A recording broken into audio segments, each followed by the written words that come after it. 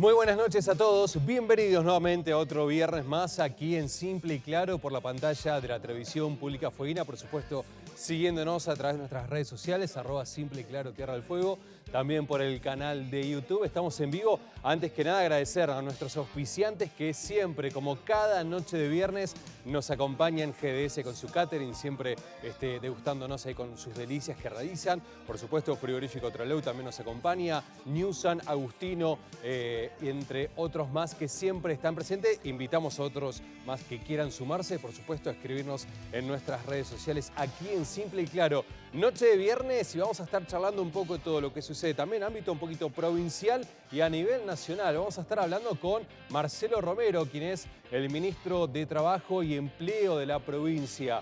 Luego de la pandemia se cambia la configuración en materia de trabajo, en materia de empleo, en materia de capacitación.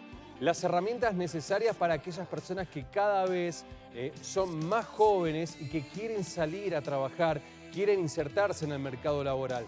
Cada vez son más las personas que por ahí se quedaron sin trabajo después de la pandemia y necesitan reinsertarse nuevamente con herramientas, con capacitaciones y con todo lo que conlleva el tema después de perder un trabajo y lo difícil que es conseguir uno nuevo. De eso estaremos hablando hoy, post pandemia, en cuanto a trabajo, capacitaciones, subsidios y todo lo que está relacionado con el Ministerio de Trabajo y Empleo. Por otra parte, estará presente aquí en nuestro estudio acompañándonos el legislador provincial Federico Ciurano, legislador por la Unión Cívica Radical. Él es presidente y dirige la Comisión de Presupuesto de la Legislatura y la Comisión de Malvinas. Vamos a estar hablando con él de distintos temas. Primero, bueno, el tema de presupuesto. Siempre hay que estar atentos con lo que sucede, el análisis que se realiza por parte de la legislatura, de qué se trata, cómo se lleva a cabo, ¿no?, todo este camino de presupuesto de un poder como en este caso el Poder Ejecutivo y el análisis que se debe hacer minuciosamente para estudiar y ver en qué se gasta, en qué se invierte, qué es lo que se necesita, qué es lo que se produce, cuánto sale y cuánto entra. Bueno, de eso estaremos hablando con el legislador Federico Ciurano. Además también la 19640, repercusiones a nivel nacional. ¿Qué fue lo que dijo un diputado a nivel nacional con respecto a la ley en cuanto a su régimen de promoción industrial? Estamos hablando de Javier Milei y este anuncio por parte de él que era muy caro, le costaba muy caro a los argentinos mantener esta ley de promoción industrial. Bueno, estaremos hablando de eso también y las gestiones realizadas acompañando a los veteranos de guerra de Malvinas en los 40 años. Por último está Leticia Hernández, quien es presidenta del Instituto Provincial de Vivienda. Vamos a hablar de viviendas, las que se entregaron, los nuevos padrones que se forman, las actualizaciones y todo el trabajo que conlleva por parte del Instituto Provincial de Vivienda, cargar nuevos datos, nuevas personas que se quieren inscribir y todo esto lo que está relacionado con el sueño de cada fueguino, que es el sueño de la casa propia, el IPB que se reinventa de alguna u otra manera y empieza a trabajar coordinadamente junto con los 3 municipios en materia de obra pública y también en materia de las necesidades como es el sueño de la casa propia. Dicho todo esto, gracias como siempre por estar del otro lado de la pantalla, gracias a todos de verdad. Nuevamente estamos aquí para compartir una hora más. Corte y ya venimos.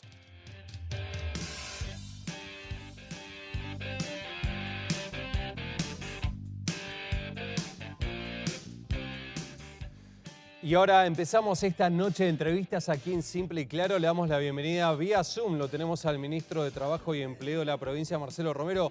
Ministro, buenas noches. Ezequiel lo saluda. ¿Cómo le va? Buenas noches, Ezequiel. Buenas noches a toda la audiencia del programa, a toda la gente de Ushuaia y de la provincia. Muy bien, en la ciudad de Río Grande. Bueno, ministro, tenemos que hablar porque ha pasado un tiempo luego de la pandemia, sacando de lado la cuestión sanitaria, tuvieron mucho trabajo relacionado con el tema. Después de la cuarentena, muchas personas volvieron a la normalidad y se encontraron sin su puesto de trabajo. Y de alguna u otra manera el gobierno provincial, en conjunto con el gobierno nacional, empezaron a asistir, a fortalecer a los emprendedores, a fortalecer a aquellos que necesitaban realmente trabajo y a aquellos que no tenían herramientas cómo hacerlo. ¿Qué balance puede hacer usted en cuanto después de 1 año y medio, casi 2 años de pandemia? Bueno, bien lo decía usted, Ezequiel, nos encontramos a poco de haber asumido la gestión allá por diciembre del 2019 y los primeros días los primeros meses del 2020 fue una situación inédita que no habíamos vivido en ningún momento de nuestras vidas, ¿cierto? De que solo podíamos recordar por algunos libros de historia, por algún paso respecto de estas cuestiones sanitarias a nivel mundial. Esto nos sorprendió, obviamente. Muchas veces se fue detrás de la ola porque era una cuestión empírica que estábamos entendiendo sobre la marcha, y a poco de andar en la misma, que todos entendíamos que iba a durar poco, terminó durando más de 2 años. De hecho, todavía tenemos algunos vestigios de la misma y estamos viviendo esta situación, algunos lo que llaman la pospandemia, a pesar de que todavía tenemos algunos casos, pero con un plan excepcional de vacunación que ha tenido el país y el gobierno de la provincia de Tierra del Fuego, que ha abarcado a casi la totalidad de la población que así lo quiso vacunarse y acompañar este esquema. Ya estamos en las 4 dosis, ya de 2 de refuerzo, pensando en un futuro muy promisorio. Y bueno, y esto también marcó obviamente este gran plan de vacunación y la asistencia que hubo de darse a nivel nacional sobre los ATP, el IFE, algunos repros en la provincia, un poco tardíos quizás, y una asistencia, un gran logro que ha sido los planes Progresar 1 y 2, que tanto la legislatura de la provincia como el propio gobierno han dado para asistir tanto a las empresas como a los trabajadores, aquellos trabajadores que están por el cuentapropismo, como son los gasistas, electricistas, Claro. plomeros, que prácticamente no tuvieron tarea durante la pandemia. Y hoy estamos viviendo esta situación que, más allá de las cuestiones que ha habido la pandemia, volvemos a adentrarnos en la tarea de la cuestión financiera del país, económica financiera. Bueno, esto de la inflación que realmente repercute en los bolsillos de los trabajadores y en los bolsillos de toda la sociedad en forma proporcional, obviamente que genera retraso en esto. Pero a poco de andar el 2022 hemos visto algunos números muy alentadores. La provincia, recordemos, cuando nosotros entramos en la gestión, tenía un 9,9% de desocupación. El pico máximo de la pandemia, que fue allá por junio, mayo o agosto del 2020, llegó hasta el 22%. Como usted bien lo decía, muchos trabajadores, si bien estuvo prohibida el despido sin causa justificada, muchos trabajadores en forma real se vivieron con las cortinas cerradas, las persianas cerradas de los lugares donde trabajaban, y esto generó mucha desazón, mucha angustia y muchos problemas económicos para llevar el sustento a la familia todos los días. Claro, sí iba, De todas formas, había una ley, claro, había una ley que establecía la prohibición de despedir a un trabajador mientras que dure esta pandemia, sin tener conocimiento, obviamente, de cuándo se iba a terminar. Había comerciantes que tenían espalda, por así decirlo, para poder pagar sueldos cuando no producían, ese tipo de comerciantes, pero había después otras pequeñas pymes, o sea, bien dicho, las pymes, las pequeñas y medianas empresas, que lamentablemente tuvieron que despedir o suspender o alguna cuestión técnica que se le ponía, ¿no?, a aquellos trabajadores para que para no volver para no poder, pagarles un sueldo, porque aparte del sueldo están los aportes también, la obra social. Muchas personas volvieron y tuvieron que rebuscársela de otra manera. Por un lado, quería saber esto, el Ministerio de Trabajo, ¿cuántas denuncias, en promedio en general, cuántas denuncias recibió en cuanto a esto que estamos hablando de despidos laborales, y después las herramientas que brindó el Ministerio para poder acompañar y poder mover esa matriz productiva? mire, para que usted tenga una idea comparativa, nosotros recibimos cerca de 7.200, 7.300 denuncias anuales, cuando la media en tiempos no pandémicos andaba en alrededor de 1.200, 1.500 denuncias. Eso da la magnitud de la conflictividad laboral que se planteó durante la pandemia. Recordemos que estaban todas las familias fueguinas, de hecho, obviamente del país y del mundo, pero lo que interesa Claro. a nuestras familias fueguinas y trabajadores, resguardadas en sus hogares, cumpliendo a rajatabla lo que desde el gobierno de la provincia se sugería, se emanaba y se obligaba también en algunas circunstancias, pero la conflictividad estaba. Esto nos obligó al Ministerio de Trabajo y Empleo, a quien debo agradecer siempre la predisposición de los trabajadores de las dos delegaciones de la provincia, tanto Río Grande como Ushuaia, que a pesar de la situación sanitaria, a pesar de los contagios, de la ola que marcó, no tuvieron ningún problema en salir a la calle a resguardar los derechos de los trabajadores fueguinos, y esto se pudo dar. Claro. 7.000 denuncias que implicaron algunas en casos particulares, otras casos colectivos, porque muchas de las actividades gremiales seguían dándose. En esto hubo un claro apoyo de los dirigentes gremiales de la provincia, tanto del sector público como privado, para tratar de resguardar los derechos de los trabajadores y, bueno, y buscar las maneras de encontrarlos. De hecho, el Ministerio de Trabajo y Empleo de la provincia estuvo activo. Recordemos también que el Ministerio de Trabajo Nacional no trabajó en forma presencial, sino en forma virtual, lo cual complicó en algunas cuestiones la tarea de buscar el resarcimiento de los derechos, pero hubo un trabajo mancomunado. Y vuelvo a esto, es decir, hubo herramientas importantes en la provincia, los acuerdos del 223 bis, que en su momento fueron criticados porque no se entendía un poco la reducción salarial a efectos de mantener la fuente de trabajo, pero era justamente eso lo que buscábamos, el mantenimiento de la fuente de trabajo. Mire, a poco tiempo de empezar la pandemia, la prioridad tanto del gobierno nacional como del gobierno provincial, en la persona de nuestro gobernador Gustavo Melella, fue preservar la salud de la población. Eso se fue cumpliendo, con muchos tropiezos, lamentablemente con algunas pérdidas de gente conocida, de familiares, de amigos, de compañeros de trabajo, pero se fue buscando ese objetivo primero. Después vino la idea de mantener la fuente de trabajo, mantener los puestos de trabajo de los trabajadores. En esto fue el artículo 223 bis que se pudo dar. Hubo un gran acuerdo de la UON, de la seccional Río Grande con ASFART en su momento, que mantuvo esto. Y después todo lo que fue la asistencia económica de la provincia, que sin lugar contribuyó a esto. Fíjese usted que el último informe que nosotros brindamos sobre finales del 2021, respecto de la desocupación de la provincia, estábamos hablando de un 4,8%, es decir, desde el 9,9% que nosotros empezamos la gestión al 22%, que fue el pico máximo durante la pandemia, llegar a este 4,8-5% de desocupación. Ahora las medidas que se tomaron, si bien no fueron totalmente 100% alicientes para todo el mundo, sí generaron esta posibilidad que hoy nos encontremos de pie prontamente para que la actividad económica vuelva. Y la actividad económica ha vuelto a la provincia. Es decir, y esto tiene una relación directa con las restricciones sanitarias. A medida que las restricciones sanitarias se fueron flexibilizando, la actividad económica volvió y volvió el empleo. Hemos sido la provincia, y lo estamos siendo todavía, de mayor registro de trabajo privado en el país. Esto lo mantuvimos durante 8 o 9 meses, incrementando el trabajo privado. Y acá quiero volver a lo que usted decía al principio, que hay un sector económico al cual la pandemia afectó y crudamente, ha sido el sector minorista de la provincia. Cuando digo un sector minorista, digo los comercios de barrio, los almacenes, los multirrubros, la farmacia, la óptica, el corralón, toda aquella actividad económica que hacen a la vida en la ciudad.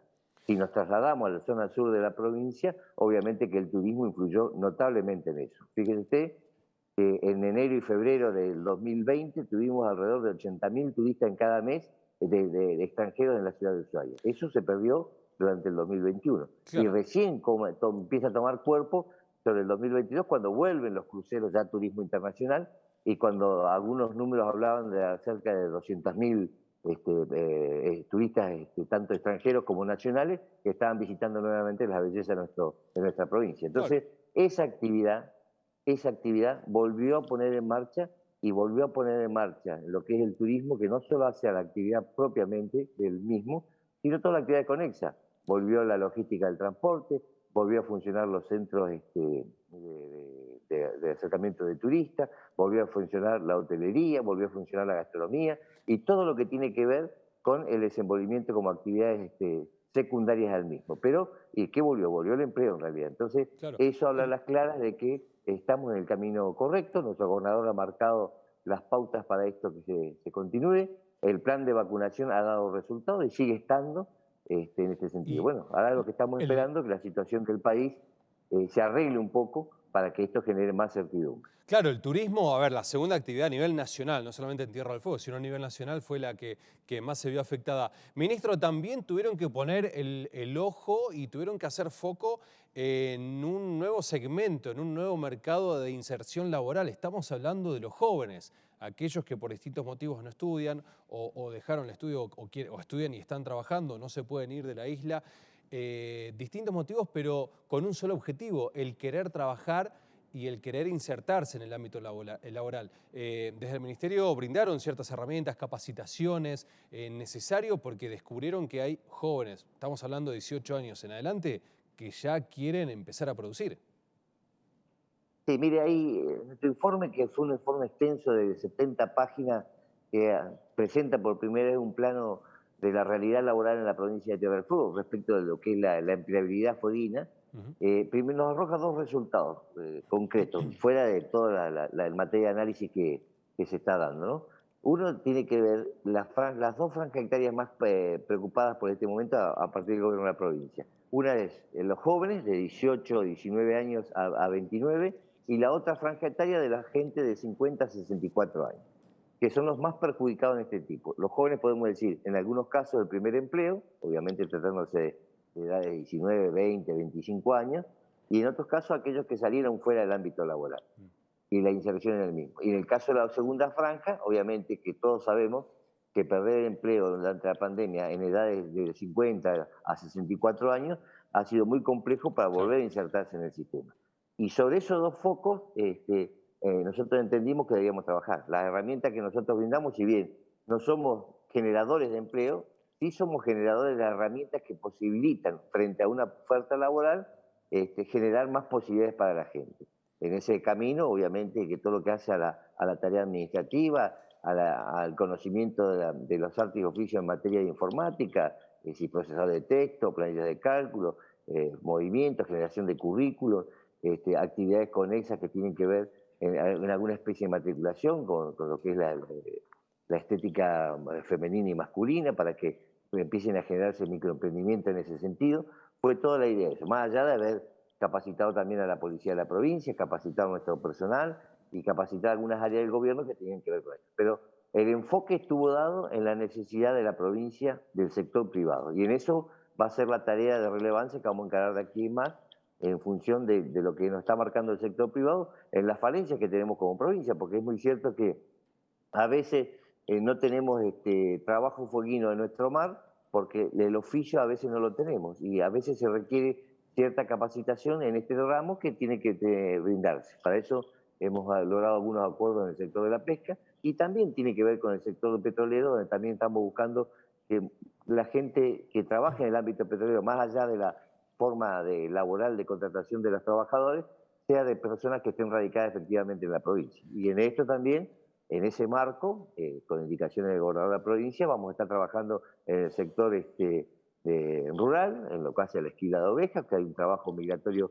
importante, que veremos en la medida que sea posible que se pueda incorporar más gente de nuestra provincia, más jóvenes, para que puedan suplir ese trabajo que a veces viene de Corrientes, Claro, de Misiones, claro. del Chaco, a suplir la tarea del trabajo fueguino. Es más, Pero hay muchas herramientas que estamos teniendo. hicieron un relevamiento en cuanto al tema de la explotación laboral en el ámbito rural y descubrieron realmente que había irregularidades en cuanto a condiciones laborales de muchas personas. Como bien decía usted, por ahí personas que vienen del interior a buscar una mejor calidad de vida y se encontraron con unas condiciones laborales muy poco a su favor. Ministro, ya para cerrar esta entrevista, un objetivo en principal, un objetivo que tenga desde su cartera a lo largo de ya podríamos estar hablando de esta segunda mitad de año. ¿Cuál es su objetivo principal para cerrar este año positivamente?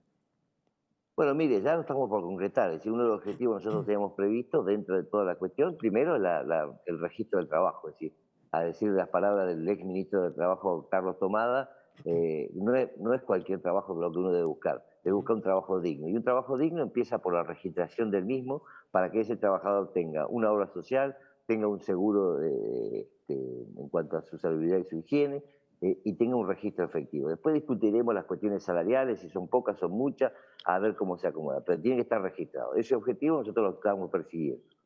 El otro objetivo era hacer campañas inspectivas en la zona rural de la provincia, donde hemos detectado por primera vez en nuestra historia como territorio, como provincia, el trabajo infantil, lo cual ha sido detectado, ha sido, yo creo que en esos puntos esenciales, erradicado, y ha sido sancionado las empresas que así lo cometían. También estamos haciendo campañas efectivas en la zona de las turberas, donde hemos visto algunas situaciones anómalas respecto a los trabajadores que son traídos desde distintas provincias del norte del país y en cierta forma y entre comillas abandonados en la localidad de Tolwyn cuando esta tarea se termina, buscando en ese sentido. El objetivo en ese punto está en habilitar la delegación Tolwyn con algunos tropiezos que hemos tenido desde el punto de vista económico, pero que seguramente en los próximos meses estaremos habilitando una delegación en Tolwyn para que el Ministerio de Trabajo esté constituido los 7 días de la semana en forma efectiva y real en esa ciudad nueva de nuestra provincia, En toda para la así provincia, claro. buscarle el resarcimiento de los derechos de los fuegueros. Y Yo- obviamente estamos buscando ya hemos incorporado el asesoramiento gratuito en toda la provincia para todos los trabajadores en materia laboral, y vamos a ir sobre estos meses también con una nueva incorporación de lo que va a ser la Oficina de Violencia Laboral dentro del Ministerio de Trabajo de la provincia, para atender toda la conflictividad que existe en ese tramo, tanto a nivel provincial como nacional, y para darle cabida a todas estas cuestiones. Y muchos objetivos que venimos dando en cuanto a la capacitación de nuestra propia gente, que entendemos que ha tenido un comportamiento extraordinario dentro de lo que ha sido la pandemia y dentro de lo que ha sido la tarea inspectiva de la gestión del gobernador Melella, que no hubiera sido posible sin el concurso de ellos. Ministro, de ya muchas gracias por estar acá, por pasar por Simple y Claro. Tengo ustedes buenas noches, buen fin de semana. Buenas noches Ezequiel, buenas noches a todo el equipo de trabajo y un abrazo para toda la comunidad de usuarios.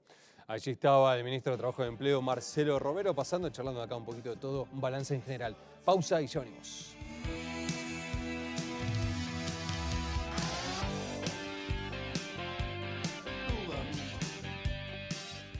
Continuamos aquí en esta noche de Simple y Claro. Le damos la bienvenida al legislador provincial Federico Ciurano, legislador por la Unión Cívica Radical.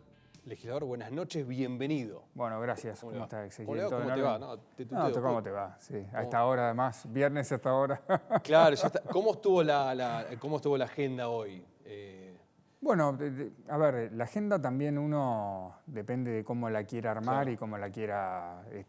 Nosotros cuando, sobre todo los viernes, que por ahí la actividad de demanda del vecino que te va a ver por ahí es un poco menor, nosotros aprovechamos un poco a preparar todo lo que tenemos en comisión y vamos perfilando lo que podemos llegar a tener como temas prioritarios para la próxima sesión, que yo creo que la semana que viene se va a definir el día de sesión. Estoy seguro que entre la semana que viene y primeros días de la otra vamos a estar sesionando.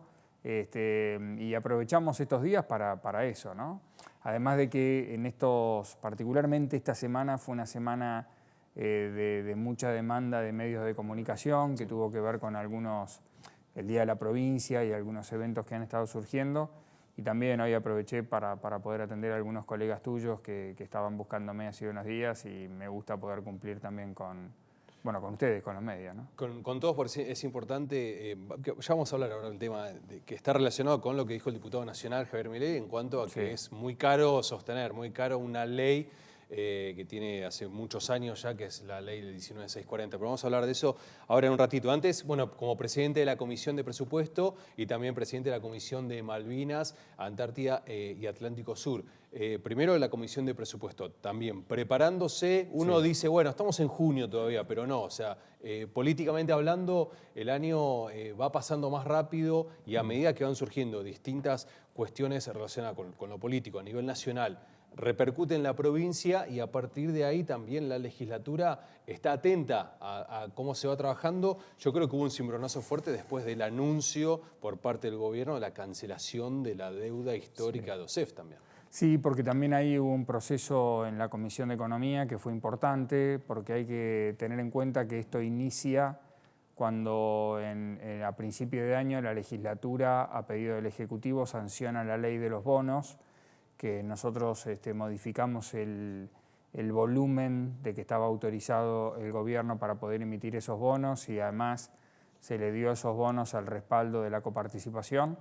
En ese momento, cuando empezamos a debatir eso, fue cuando se incluyó, a partir del concepto de algunos legisladores, que un porcentaje, 1.000 millones de esos 7.000 millones fueran destinados a la obra social, teniendo en cuenta que hoy, cuando vos ves la agenda pública de coyuntura, claramente OSEF es el tema más sensible y más delicado al que hay que atender.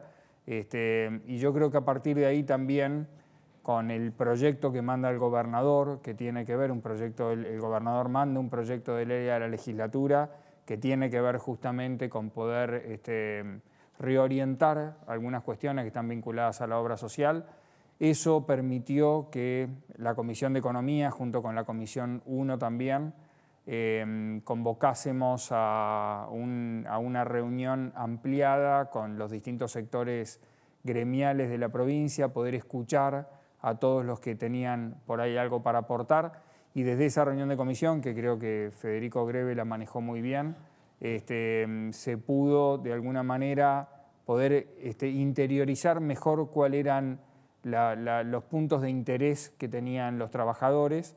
Y la prueba está que del proyecto original que mandó el gobierno, a partir de lo que fue la presentación que hizo esta semana el gobernador en Río Grande, se modificaron varias premisas que habían sido originalmente presentadas, que yo creo que el gobernador con buen criterio lo que hace es escuchar lo que había pasado en la comisión, porque además, otro dato interesante, que en las comisiones habitualmente había un funcionario de gobierno.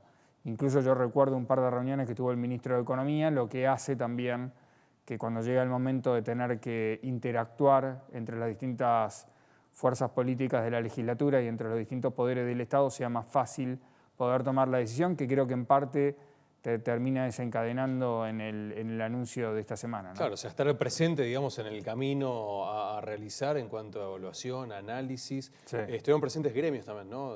Sí. Bueno, en las reuniones de comisión te diría que los protagonistas fueron básicamente los gremios, estuvo el sector de los jubilados también. Hubo también una reunión destinada a las RUPE para poder escuchar un poco, porque hay que tener en cuenta que la obra social tiene 57.000 afiliados, más de 57.000 afiliados en una provincia que no somos aproximadamente 200.000 habitantes, y en ese universo de 57.000 afiliados, entre otras cuestiones, tenés las RUPE también, claro, que están incluidas. Entonces, eso también te obliga, por una cuestión de factor humano, tener una sensibilidad adecuada cuando vos estás hablando de lo que le significa a una persona que tiene una enfermedad crónica o que tiene una enfermedad de largo tratamiento o una enfermedad que no puede tomarse el espacio para esperar a que vos te autoricen a hacer el tratamiento o no hacerlo. Me parece que eso nos obliga a todos a estar a la altura de lo que eso significa y me pone, digamos, me dio cierta tranquilidad el haber escuchado la presentación que hizo el gobierno esta semana, garantizando primero el envío de fondos extraordinarios a partir de los bonos, cancelando la deuda flotante que tiene la obra social, que eso es muy importante porque la intención es tratar más de 400 millones de pesos. Mirá, yo tengo entendido que van a ser más de 400 millones de pesos. La legislatura puso hasta 1.000 millones que son de estos bonos. Eso yo creo que va a permitir pensar en dos pagos importantes que el gobierno le mande a la obra social. Por lo que tengo entendido que hemos podido estar hablando con funcionarios del gobierno esta semana, la primer partida, que va a ser una partida importante, se va a estar recibiendo en la obra social la semana que viene. O sea que teóricamente la semana que viene ya debiera percibirse un ambiente un poco más adecuado para lo que es una institución de estas características. Se oxigena el OSEF. Y los prestadores privados, estamos hablando de los médicos, estamos hablando de farmacia, bueno, farmacia también. O sea, Bueno, ahí hay un convenio particular, el de la farmacia, que también es muy importante, esto de haber firmado con la Asociación de Farmacias Nacionales. Eso prácticamente va a habilitar a todas las farmacias de la provincia y te va a habilitar a farmacias por fuera de la provincia también cuando viajes al resto del país, o sea que ahí también hay un punto muy importante. Va de MECUM nuevo, bueno, un consejo consultivo también hablaron de eso. Eso también me parece un punto importante porque de alguna manera hablar de este consejo consultivo va a permitir que haya una conectividad y una comunicación adecuada, que fue un poco lo que la legislatura me parece que facilitó en este último tiempo, y ese consejo consultivo creo que el gran desafío del gobierno va a ser si efectivamente se le da el protagonismo que corresponde para que ese consejo consultivo no sea una cuestión declamativa, sino que sea una cuestión efectiva de gestión. Claro. Y creo que eso también va a permitir que muchas veces las cosas se entiendan bien y que fundamentalmente dos sectores fundamentales, que es ni más ni menos que el afiliado, el trabajador, y quien hoy tiene la responsabilidad de administrar, estén en sintonía, ¿no? Hay un tema muy en particular para hablar con vos, que es, una persona me dijo a mí el tema Malvinas, y me dijo, una persona, no voy a decir quién, pero me dijo, se viene la temporada alta. O sea, haciendo alusión al 2 de abril y todo lo que converge alrededor, distinciones, proyectos de ley, actos y todo lo que conlleva en un 2 de abril. Esta persona me dijo, si hay una temporada alta, ya está, ya pasó el 2 de abril, bajó esa temporada. Pero sin embargo, desde la comisión no es solamente 2 de abril, o sea, vienen ya desde antes acompañando. Sí. En malvinizar no es solamente recordar, que está más que claro que siempre se recuerda a los caídos y veteranos de guerra Malvinas, sino también malvinizar es desde la educación y parte desde muy chiquito, ¿no? Un sector muy importante que tiene que ver esto. Mirá, yo creo que esta gestión de la legislatura en primera instancia puso la cuestión Malvinas al tope de la agenda de la legislatura. No es casualidad que una de las primeras decisiones que se tomaron fue justamente crear la Comisión Malvinas, Atlántico Sur y Antártida, que fíjate vos, es la única comisión permanente, porque no es una comisión especial, sino que es una comisión permanente que la integramos todos los legisladores.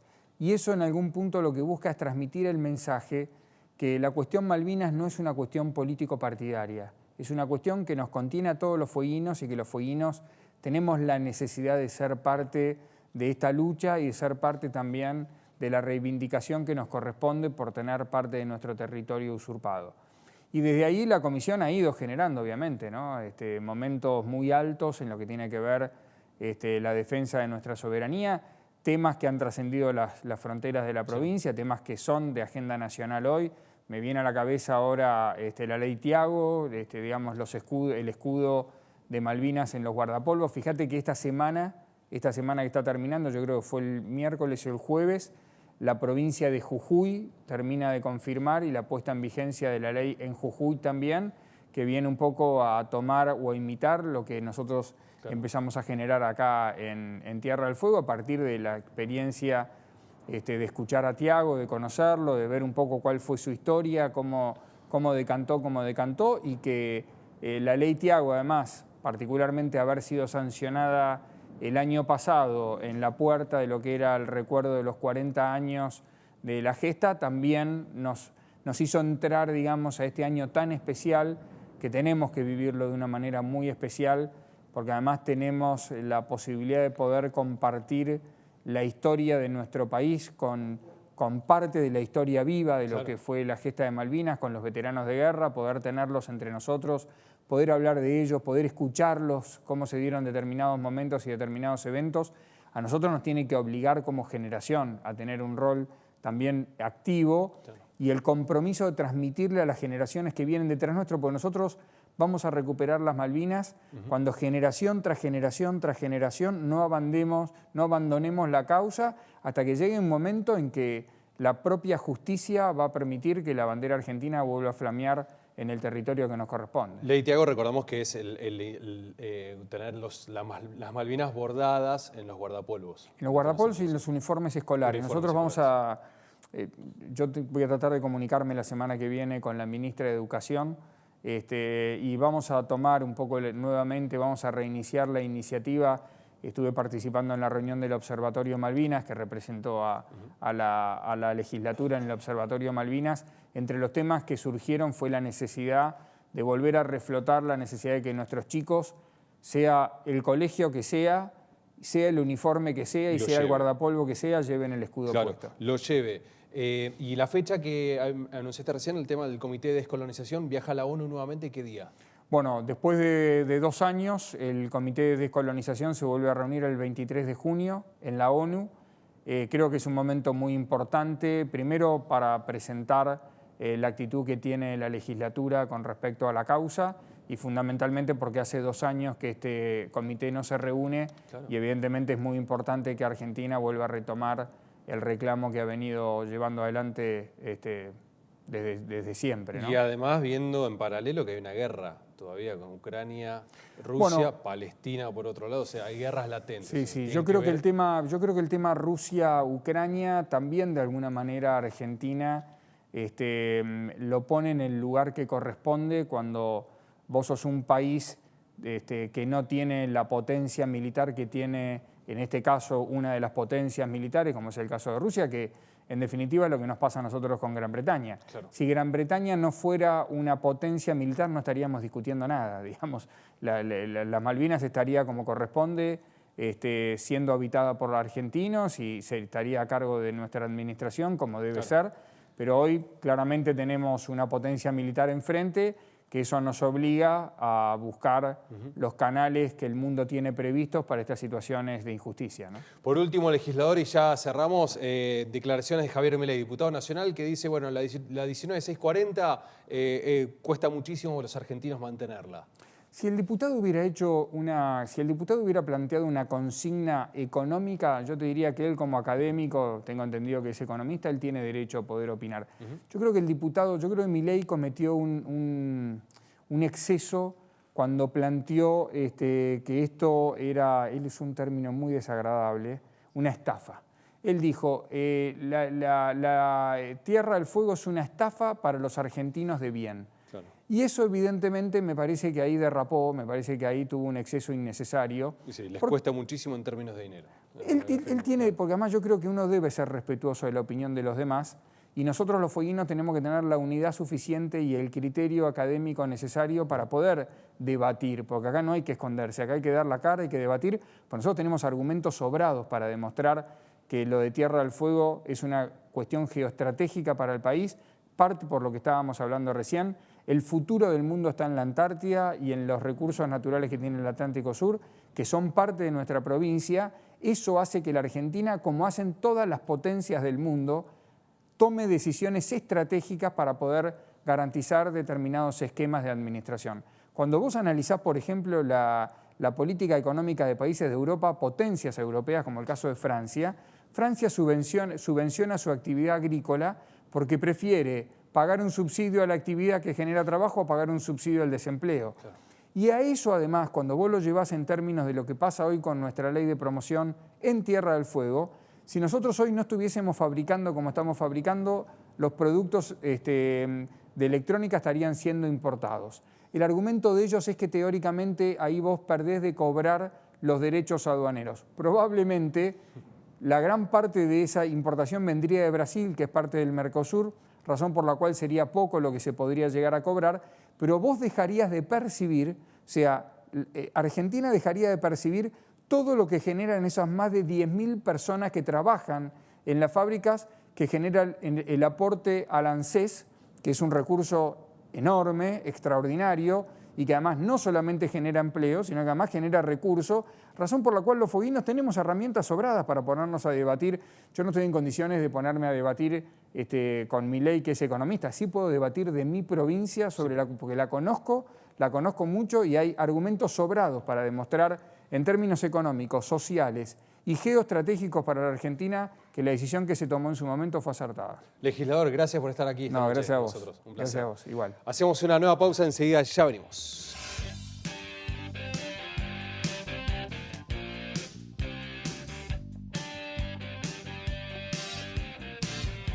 En este último bloque, aquí en Simple y Claro, estamos con la arquitecta Leticia Hernández, quien es presidenta del Instituto Provincial de Vivienda. Buenas noches, presidenta, ¿cómo le va? Buenas noches, muchísimas gracias por esta invitación. Leticia, tenemos que hablar sobre el trabajo que viene haciendo el IPB en cuanto a modernización, en cuanto a entrega de viviendas y todo de vuelta a trabajar y enfocarse con todo lo que se viene para este año, porque el IPB ha cambiado algunos conceptos de trabajo y de pensamiento en cuanto a las necesidades de los fueguinos. En realidad, bueno, lo que nosotros venimos a hacer en esta mesa de trabajo que tuvimos con el gobernador es justamente reconducir el eje principal del instituto, que es venir y hacer viviendas. Y en ese camino estamos con muchísimo trabajo, estamos próximamente a encarar un número histórico, que le decimos nosotros, de aproximadamente 3.300 viviendas, con un convenio de 1.000 más que estamos trabajando con el municipio de Ushuaia. Estaríamos rondando en las 4.300 y viene a absorber también un 40% de la demanda general, que es importantísimo y es un momento bastante histórico. Hace muy poquito tiempo vino el presidente Alberto Fernández y se firmaron varios convenios. ¿De qué se tratan esos? Bueno, nosotros primeramente veníamos, hasta antes que viniera el señor presidente, estuvimos gestionando aproximadamente 1.300 viviendas distribuidas en las 3 ciudades y gestionando 2 líneas que eran 1.000 viviendas para la demanda general, que tiene que ver con el programa Casa Propia, más 1.200 más que lo anunció el gobernador Gustavo Melella en su discurso, que están direccionadas. Es una línea del Procrear que se va a trabajar en 3 ejes, en educación, salud y seguridad, ¿no? Que hay una gran demanda y la idea es generar una impronta de arraigo con respecto, como por ejemplo, trabajar con los médicos, ¿no? Que se empiecen a arraigar en nuestra provincia y además se firmó este convenio mutuo con el municipio de 2.000 viviendas, donde 1.000 viviendas van a ser trabajadas para el padrón o la demanda del municipio y 1.000 para la demanda general de la ciudad de Ushuaia. Primero se entregaron 55 viviendas en Tolwyn, me decía usted en el corte. Sí, nosotros cuando iniciamos gestión teníamos que aprobar y encarar, terminar con estas 55 viviendas que venían de mucho tiempo hacia atrás, donde bueno, nos tocó poder hacer esta entrega que bueno, se hizo aproximadamente a fines del año pasado, cerca de las fiestas, donde bueno, en la ciudad de Tolwyn nos quedó un padrón de aproximadamente 200 personas. Entonces, nosotros en esta impronta federal, en este equilibrio de trabajar con la demanda, también se está trabajando 90 viviendas más para la ciudad de Tolwyn, donde estaríamos también aproximadamente la mitad del padrón que hoy tiene en la ciudad de Tolwyn. Sí. Claro, 200 personas anotadas van a hacer la cobertura casi del 50%, del 50%. Del padrón. Y también mencionó Margen Sur como un puntapié inicial también en cuanto al trabajo o construcción de viviendas con fondos propios. En la ciudad de la Margen Sur no, nosotros encaramos 118 viviendas con fondos propios que nunca se había hecho.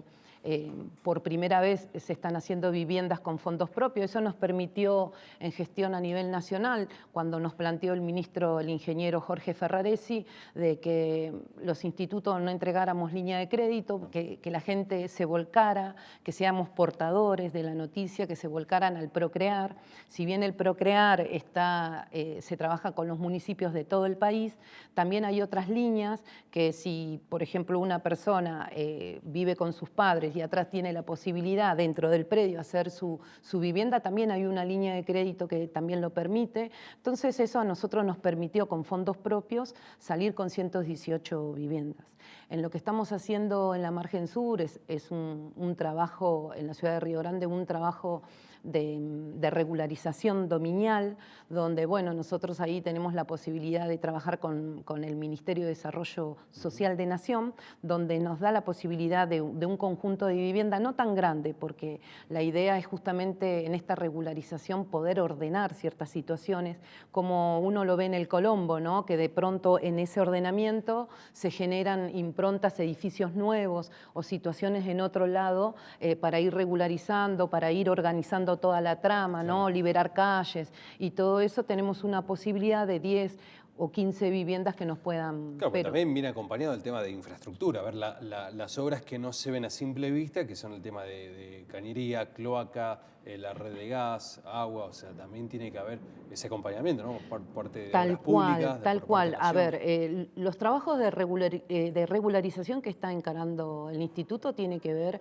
con barrios que están también registrados bajo el RENAVAP, en la cual a nosotros nos permite justamente trabajar con el Ministerio de Desarrollo de Nación, y en ese acompañamiento los servicios son básicos, es un derecho, está declarado a través de la ONU. Entonces nosotros acompañar esos lugares que ya datan de muchos años, ¿no? Entonces hay que acompañar para mejorar la calidad de vida de esos sectores. Nosotros, por ejemplo, acá en la ciudad de Ushuaia estamos trabajando, ya consolidando el 11 de noviembre, que viene cordón cuneta, veredas, pavimento, repluvial, y lo mismo que para el sector del Colombo, que son los 2 barrios que tiene a cargo el instituto, y que también tiene la posibilidad de trabajar en forma social, que nos da la posibilidad de 2 SUNES, 2 salones de usos múltiples, donde la gente pueda desarrollar alguna actividad dentro del barrio. Es muy interesante el trabajo. Y después está ese trabajo de, a ver, me quiero inscribir, me quiero anotar, y tuvieron que pulir, digamos, ese padrón, tuvieron que purificarlo de alguna manera. ¿Cómo fue ese trabajo con el padrón para aquellos que se quieren inscribir? Bueno, la verdad que nosotros, por ejemplo, la persona que se inscribe regularmente todos los años tiene que actualizar su legajo.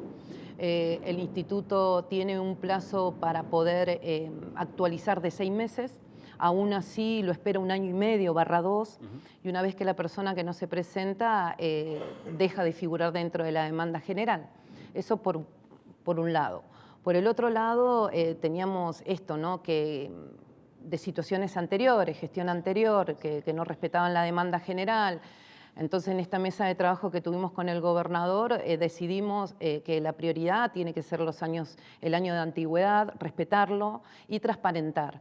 Y una vez que nosotros transparentamos, que tuvo que ver todo este registro, ¿no? De ver habían personas que hacían 3, 4 años que no actualizaban su legajo, que no omitieron esto, porque cuando uno se inscribe en el instituto, lo primero que se aclara es que firman que todos los años deben actualizar, porque para el instituto la persona que no actualiza significa que no la requiere, no quiere o que ya adquirió, o ya pudo tener su solución habitacional por otro lado. Claro, ese es el tema.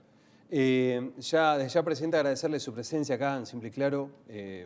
A ver, el tema del IPB es fundamental. Uno se pone a pensar por qué uno deja de actualizar los datos con algo tan necesario como es el sueño de una casa propia, ¿no? Tal cual. Así que eso es una recomendación para aquellas personas que se es inscriben, fundamental. Manténganlo, que vayan. Yo aprovecho siempre donde voy o alguna entrevista, pido siempre 2 cosas. Una, que actualice su legajo, porque que no haya después, porque después vienen y vienen a destiempo. ¿Se puede ir directamente o sacar turno?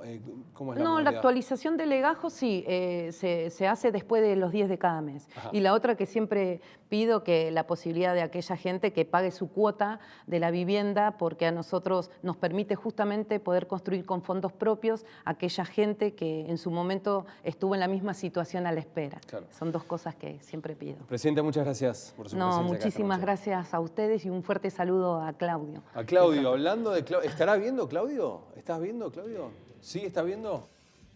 Ya está, nos vamos, nos tenemos que ir. Nos despedimos, ¿va a estar acá el viernes que viene? ¿Sí?